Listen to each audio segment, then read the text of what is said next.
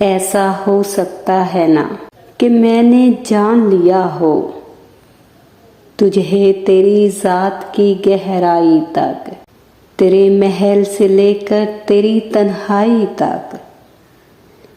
ऐसा हो सकता है ना कि मैंने बहुत कुर्ब सा हो तेरे सितम से लेकर तेरी मसीहाई तक।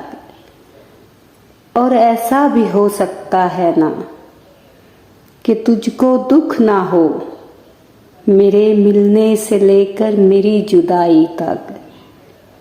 हाँ, यकीन करो, ऐसा हो सकता है शायद कि उम्र भर के लिए काफ़ी हो यही दुख के मैंने सफ़र किया अपनी ज़ात से लेकर तेरी ज़ात की रसाई तक।